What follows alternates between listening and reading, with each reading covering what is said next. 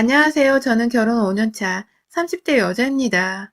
봄이 다가오는 듯이 점점 날이 풀려가고 있음을 느끼는데 우리 가정엔 왜인지 한겨울에도 쉽게 느껴보기 힘든 매서운 칼바람이 매일같이 불어오는 듯한 기분이 드네요.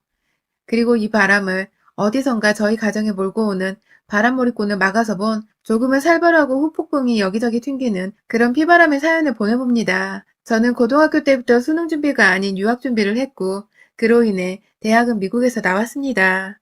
어릴 적부터 패션 디자이너가 되는 것이 오직 단 하나의 꿈이었기 때문에 패션 디자인으로 유명한 학교를 입학했고 졸업을 하고 나서 미국에서 취업을 해보려 했지만 생각만큼 잘 되지 않아서 한국으로 돌아왔어요.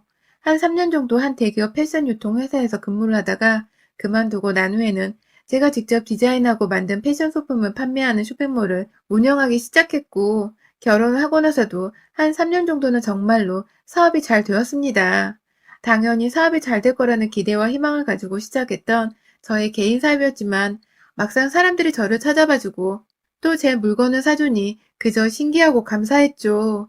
남편을 처음 만나서 연애를 하는 도중에 직장을 그만두고 사업을 시작하게 되었었는데 그때부터 결혼 준비를 하고 또 결혼을 해서 함께 사는 3년이란 시간 동안 제 일은 정말 잘 되고 있었기 때문에 회사원이었던 남편보다도 프리로 일하는 제가 더 바쁜 듯이 보였고 그래서 남편이 얼굴 보기 힘든 여자라는 말의 줄임말로 얼든여라는 별명을 혼자 붙여서는 저를 자주 부르곤 했었어요. 오랜만에 보게 되면 우와, 얼든요 등장 하면서 바쁜 여자 만나는 게 보통 쉬운 게 아니란 말도 자주 했고 물론 농담이었고 저를 많이 사랑해줬기에 저는 이 별명을 들으면 또 재밌다고 방긋 웃어주곤 했었습니다. 이 남자와 결혼을 결심하게 된 이유는 저를 많이 좋아해주니까 그 사랑을 받는 기분이 너무 좋아서였어요. 유학까지 거뜬히 보내주시는 유복한 가정에서 자란 저는 그간 학창시절 동창생이고 유학하며 만난 새로운 친구들이고 대부분이 저와는 비슷한 가정에서 자고 날았던 친구들이었기 때문에 가정 형편이 어렵다는 것에 크게 신경을 써보거나 이해를 해보지는 못했습니다. 그냥 철없는 여자애였어요. 그러다가 우연히 회사 지인의 지인을 건너 알게 된 모임에서 지금의 남편을 만나게 되며 상황은 전과 완전히 뒤바뀌게 되었어요. 주기적인 모임도 아니었고 그냥 즉흥적으로 한 사람이 이 사람 저 사람을 불러내어 거의 열댓 명 가까이가 모이게 되었던 자리였습니다. 그 자리에서 초대를 받은 사람이 저와는 회사 동료였고 이 동료와 술을 마시다가 얼떨결에 술 마시는 장소만 바꿔보자면서 그 모임을 따라가게 되었다가 그 많은 남자들 중에서 저희 남편한테 딱 꽂히고 말았던 것이었죠. 사실 그 자리에서 연인이 없던 사람이 겨우 3명이었는데 저하고 남편 그리고 다른 여자분 딱 하나였어요. 자연스럽게 분위기는 솔로인 남자가 솔로인 여자 둘을 선택해야 하는 얄밉고도 짓궂은 분위기로 흘러갔고 남편도 딴에는 같이 재미있게 분위기를 만들어 보고자 했던 것 같은데 저를 선택할 것만큼은 진심이었더라고요. 모임 후에 제 직장 동료를 통해서 제 연락처까지 얻어내고 그렇게 연락을 직접 하기까지 이르는 적극적이고 남자다운 모습을 보여줬고요. 그렇게 저희는 다소 불같은 첫 만남을 거쳐 불같은 사랑을 해보고는 서로를 차츰 알아갔다 싶던 다음 해에 결혼을 약속했습니다. 그 과정에서 저는 이미 회사를 그만두고 개인 사업을 준비하던 중이었고 사업에 무지했지만 직장을 다니며 창업 한 번은 꿈꿔봤었던 청년이었던 저희 남편은 저의 일을 굉장히 흥미롭고 관심있게 지켜보면서 나름대로 도와줄 수 있는 것들, 예를 들어 함께 샘플 구매하러 시장을 다닌다거나 시장 조사하는 것들을 같이 다녀주면서 짐꾼 노릇을 해주고 저를 북돋아주곤 했었어요. 사실 저는 당장에 이 사업이 잘 되지 않더라도 친정이 유복하니까 그닥 망한다는 것에 대한 부담감이 없었거든요.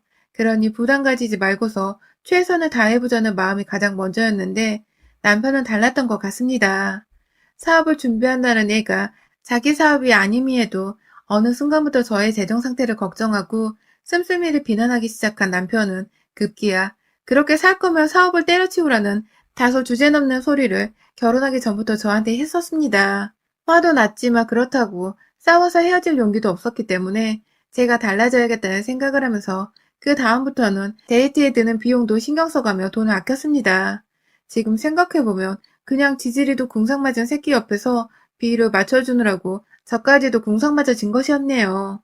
이런 와중에도 저는 오히려 결혼을 언제 하는지에 대해서 더 궁금해하고 애달파 했었습니다. 남편의 입장에서는 돈이 많아 보이고 유학까지 미국으로 다녀왔다는 저를 거절할 이유가 없었고 돈 쓰는 거 말고는 남편도 저를 좋아하는 마음이 당시에 상당히 컸었기 때문에 결혼은 그 후에 차근차근 진행이 되었어요. 초반에 사업이 바빠 정신이 없던 몇 달의 시간을 제외하고 나서는 일이 익숙해지면서 주변 일을 둘러볼 수 있는 여유가 생겼고 그 시기에 서둘러 결혼식도 올렸죠. 제가 너무 일 때문에 정신이 없던 사이에 시부모님을 인사드리고 상견례도 치러서인지 제가 미처 결혼 전에 몰랐던 것들이 결혼하고 나서 뒤늦게야 아차 하면서 보이기 시작하더군요. 온전히 결혼에 신경을 쓰고 이것저것 따져봤어야 했는데 여유 없는 시기에 그나마 숨통이 트이는 때가 찾아왔다면서 결혼을 강행한 저의 잘못이었던 것입니다.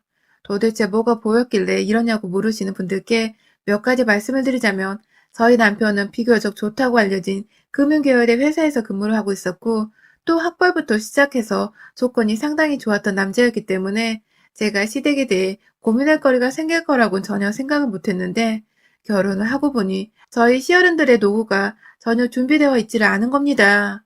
분명 서울 안에 자기 아파트도 있었지만 그것 말고는 가지고 있는 자산이 하나도 없었으며 아파트도 어쩌다 살다 보니 가격이 오른 것이라 도무지 팔지를 못하고 끙끙 앓으면서 가지고만 있는 자산이었어요.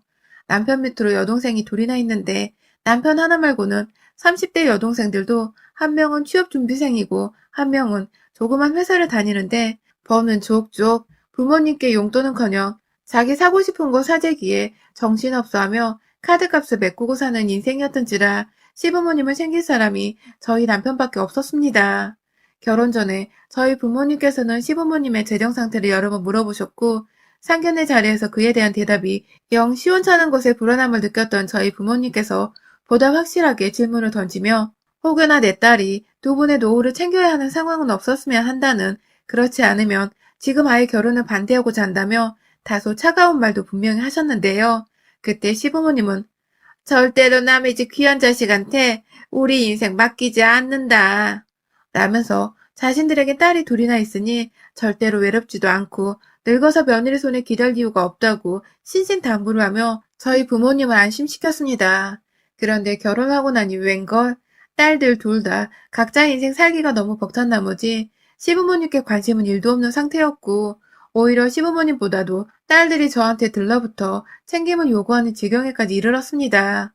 아직 취업을 못한 둘째 아가씨는 저하고 동갑인데 저희 회사에 자기 일자리를 알아봐주면 안 되겠냐는 말을 전해달라고 해서 제가 어른들 앞에서 죄송함을 무릅쓰고 당장에 고용할 인원이 필요한 건 아니다.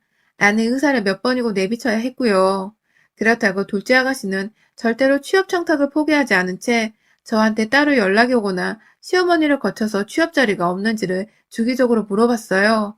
아무래도 가족 중 하나가 사업을 하고 있으니 편하게 일을 하고 돈을 버는 직업을 가질 수 있지 않나 하는 희망을 가졌던 것 같은데 저는 그런 식으로 사람을 뽑고 싶지 않았거든요. 기존의 직원들에게 의기소침해질 일이기도 했고 또 전공도 무슨 국문학과를 나왔다는데 패션 일을 하는 저희한테는 절대로 필요한 사람이 아니었습니다. 몇 번 취업 청탁을 해도 들어주질 않자 그 후로 둘째 아가씨는 저를 굉장히 보기 싫은 사람 마냥 본체만차하기 시작했고 급기야 그 태도가 막내 아가씨한테까지 흘러 들어가더라고요. 막내 아가씨는 카드값을 갚아나가기 바쁜 사람이라고 했잖아요. 어느 날은 저한테 연락이 와서 언니네 옷 나한테 협찬해주라.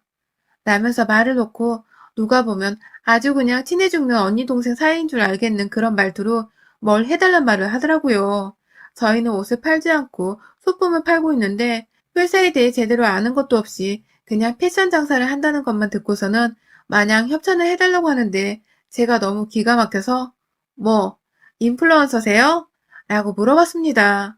그러자 아가씨는 본인이 유명인이 아닌 거라니까 민망했던지 아니 그냥 가족 협찬을 해달라는 소리였는데 라면서 뻘쭘했지만 뻔뻔함은 잃지 않고 끝까지 협찬을 해달라더군요.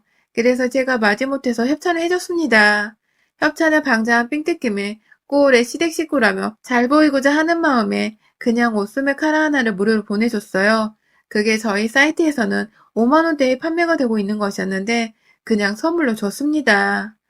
저희 사이트에서 구매를 하면 나가는 형식 그대로 포장까지 신경을 써가지고 보냈어요.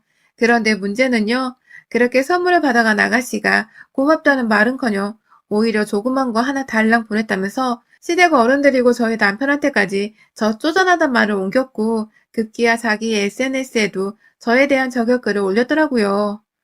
이거 가지고 선생네는 쪼잔한 년 하면서 저희 포장지 일부를 사진으로 찍어 올렸는데 와, 그 순간 정말 저도 욕이고 뭐고 다 쏟아내버리고 싶을 만큼 분노가 치밀어 올랐습니다. 저는 누구한테 따지지 못하고 당연히 남편한테 따져 물었고요. 그러면 남편도 얘네가 번갈아 가면서 왜 이러는지 모르겠다고 하는데 그럼에도 제 편을 확실히 들어주지는 않았어요.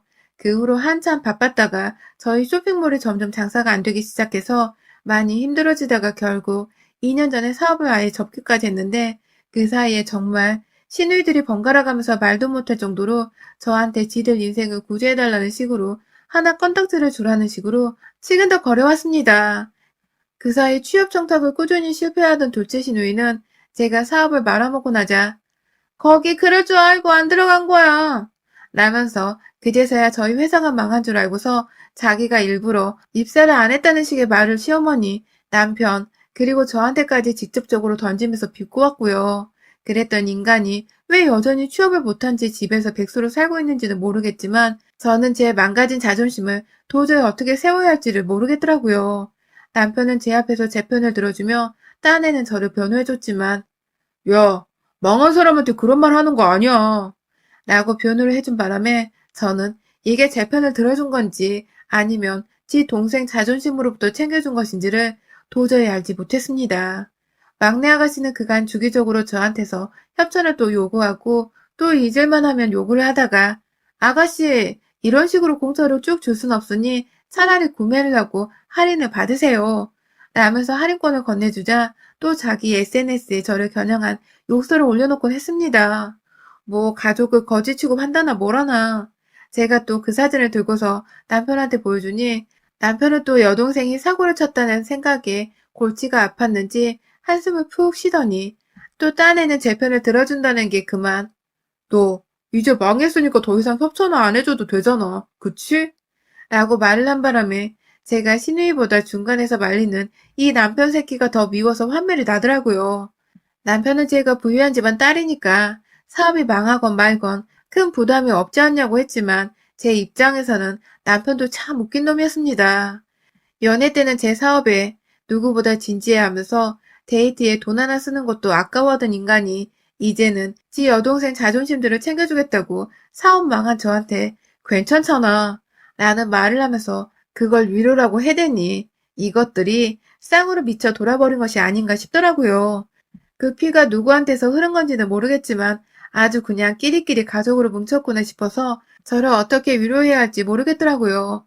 나를 너무 좋아해서 내가 너무 좋아해서 이 남자랑 결혼을 했더니 막상 하고 나니 시댁은 하나같이 멀쩡한 인간이었고 정작 시부모님은 자식들끼리 얽히고 설킨 문제라며 나몰라라 하다가 급기야 며느리가 이상한 애가 아니냐며 저를 못된 애 취급을 하시고 하나뿐이 내 편이어야 하는 남편은 그 와중에 자기 가족들 입장부터 먼저 생각하고 챙겨주길 바쁘니 제가 외롭지 않을 수 없었고 그래서 부부 사이가 좋을 수가 없었습니다.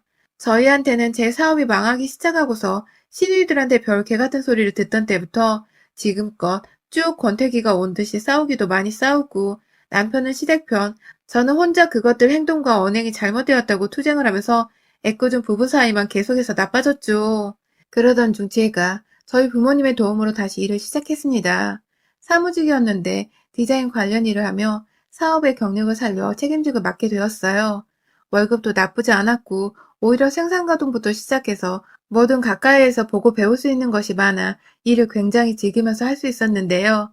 제가 사업 망하고 나서도 그간 쭉 아빠 카드로 백화점 가서 쇼핑도 하고 친구들과 호텔에서 호캉스부터 뷔페 식당, 뭐 핫하다는 곳들을 여기저기 다니면서 제대로 된 휴식을 정말 오랜만에 취해보며 살았더니 그간 제 SNS라도 훔쳐본 건지 신우이가 저한테 언니 그렇게 놀러 다니더니 취업했어요? 라고 문자를 보냈어요. 너무 오랜만에 그것도 인사를 생략하고 이러고 문자를 보내놓으니 제가 어안이 벙벙할 수밖에 없었고 뭐 어쩔 거냐 심보가 발동해서 네라고 답장을 했는데 또 다른 답은 없더군요.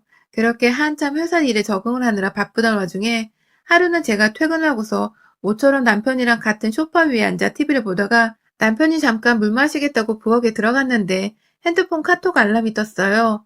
그 첫 문장, 막내 신우의 이름이 적혀 있었는데 그 뒤로 걔가 오빠 좋대 라는 문자가 와 있는 겁니다. 심장이 벌렁벌렁 하는 걸 겨우 감춘 채 남편이 오는가 마는가 상관도 없이 카톡창을 열었어요. 비밀번호야 뭐 연애 쪽부터 늘 한결같으니 알아낼 필요도 없었고요.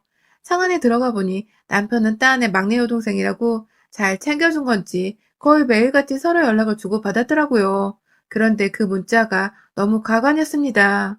지 오빠가 결혼하고 마누라가 있는 걸 아는 년이 자기 친구 중에서 이혼한 여자애부터 시작해서 싱글인 여자애까지 인스타그램 아이디를 링크 걸어 알려주면서 괜찮은 애라고 한번 만나보려면서 제 남편이 외간 여자를 만나게 하고 있었던 것이었습니다.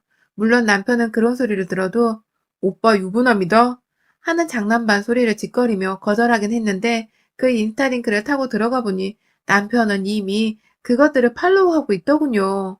사진을 보려고 체크를 해봤다는 뜻인 것이었죠. 거실로 돌아온 남편이 너 왜 내 핸드폰? 이라고 말하다가 지 막내 동생이랑 나눈 카톡을 확인 중이라는 걸 알아보고는 급하게 핸드폰을 뺏어들어 저를 쳐다보는데 눈빛이 상당히 흔들리더군요. 너 이 새끼? 라는 말과 함께 남편의 가슴팍을 저도 모르게 본능적으로 다리가 올라가 버렸고 가슴팍을 빵 차버리니 이 인간이 뒤로 자빠지다 소파에 부딪히며 허리를 삐끗했는데 개의치 않고 자빠진 남편 손에서 핸드폰을 집어다가 제 핸드폰까지 챙겨서는 밖으로 나왔어요. 곧장 친정으로 도망가려다 천불이 나서 시댁으로 향했어요. 시댁으로 향하는 길에 택시 안에서 남편 핸드폰으로 신우년이랑 남편이 주고받은 문자부터 시작을 해서 인스타그램 DM까지 확인을 해서는 남편이 신우 친구년이랑 서로 인사를 주고받고 히히덕거리는 것까지 일단 무조건 사진을 찍어놨고요. 비록 남편이 바람을 핀 것 같지는 않지만 이미 딴 년이랑 연락을 주고받은 것만으로도 저는 상당히 기분이 잡치고 열불이 터졌습니다. 그걸 동조한 것이 다름 아닌 신우년이란 생각은 더욱 저를 치떨리게 했고요. 시댁에 도착하자마자 시부모님이 네가 이 시간에 혼자? 하면서 의아해하며 문을 열어주는데 이미 남편이랑은 갈라서 각오를 했기 때문에 저한테는 남과 다름이 없는 시어머니를 밀쳐버리고는 안으로 들어가 무작정 신우년부터 찾았습니다. 둘째 신우가 먼저 나와서 어? 오빠는? 하면서 저한테 인사도 걸은 채 지오빠부터 찾는데 저도 네 동생녀는? 이라며 인사를 걸은 채 막내 신우부터 찾으니 표정을 찡그리더라고요. 그리고 이내 뒤에서 나타난 막내 신우는 오빠는요? 하면서 역시나 제게 인사를 걸은 채 지 오빠부터 찾는데 왜? 네 오빠한테 또 네 친구 소개시켜 주려고? 하면서 신우의 가슴팍을 향해서 남편한테 했던 것처럼 발차기를 해버렸더니 뭉클한 가슴 위로 제 발이 비껴나가며 갈비뼈를 차긴 찼는데 그로 인해 신우는 아파 죽으려는지 비명도 못 지르고 그냥 윽 하는 굵은 외마디와 함께 나가 떨어졌습니다. 주변에서 이게 무슨 일이냐고 난리가 났는데 저는 막내 신우 낯짝 위에다가 들고 있던 남편의 핸드폰을 집어 던졌습니다. 코뼈에 핸드폰을 제대로 맞은 신우이는 그제서야 조금씩 죽겠다는 소리를 해대면서 왜 그래요 나한테 라고 소리를 질렀고 옆에서 둘째 신우는 제가 이리 열받아 할 줄도 아는 것이 신기했는지 지 여동생과 저를 번갈아 쳐다보고 있었는데요. 제가 시부모님 보면서 딸년 교육을 어떻게 시킨 거야? 어떤 동생년이 결혼한 유부남 오빠한테 지 친구를 만나보려는 개소리를 짓거리냐고. 라고 아주 그냥 잡아 족치겠다는 듯이 시부모를 향해 소리를 질러댔고요. 급기야 내가 니들 것들 싸그리 다 고소해버릴 거야. 나 이혼녀 만드는 데까 우리 부모님께 말씀드려서 제대로 족쳐 죽여버릴 거야. 라며 집구석에 보이는 물건들을 아무거나 집어서 허공으로 갖다 던지기 시작하자 그제서야 막내년이 사고를 쳤다고 생각을 한 건지 고수에게 겁먹은 시부모까지 딸년 족친다고 너 뭔 짓 한 거야? 뭔 짓 하고 다닌 거야? 라며 번갈아 딸년 살점을 때리더라고요. 그때 남편이 시댁에 도착을 했고 이미 난장판인 집구석에서 저를 진정시키겠다고 데리고 나가는 바람에 사태가 얼떨결에 진정은 되었는데 저는 그때부터 시작이었습니다. 저희 부모님께 이 모든 사실을 알림과 동시에 그간 결혼 생활을 하면서 신우들이 번갈아 나를 불편하고 괴롭혔었다며 고자질할 수 있는 건 다 해버렸고요. 그 밤에 저희 부모님은 친히 저희 집에 오셨다가 저희를 데리고 다시 시댁으로 가셔서는 급기야 저희 아버지가 시아버지 멱살을 잡고 딸년들 교육을 어떻게 시킨 거야? 하며 벽에 밀어붙였다가 옆에서 엄마들이 말리고 제가 말리고 남편이 말리고 신우년들은 번갈아 가면서 울고 있고 아주 그냥 개판이었습니다. 그 다음에 아빠가 바로 신우년들을 한 대씩 쳐보겠다며 이 쌍년들 내 앞으로 와 라며 시선을 돌렸는데 딸들 맞을까봐 시어머니가 그리고 옆에 있던 시아버지가 저희 부모님 팔을 붙잡으며 살려주세요 라고 하더군요. 자초지종 따질 것도 없이 자기들이 무조건 잘못을 한 거라는 생각부터 하면서 사죄를 하는 지경에까지 이르러 버린 것이었습니다. 저희 부모님은 싹싹 빌고 있는 시부모 얼굴 번갈아 보면서 겨우 화를 가라앉혔고 나가는 길에는 제 옆에 서 있던 제 남편의 머리를 한 대 철썩 때리시곤 넌 내 집안에서 아웃이야 라는 말과 함께 저를 데리고 집으로 돌아가셨어요. 당연히 서울에 있는 그 신혼집은 자신이 살고 있는 아파트를 팔지 않는 이상 일도 없는 시부모님께서 구해다 줄 수 없는 수준의 집이었기에 저희 친정부모님이 가지고 있던 아파트를 전세로 주신 것이었고 그래서 그 집은 제 것이나 다름이 없었기 때문에 저는 저희 집으로 갔고요. 남편은 차마 못 오겠었는지 문자로 전화로 계속해서 연락이 오는데 집으로는 들어오질 못하더라고요.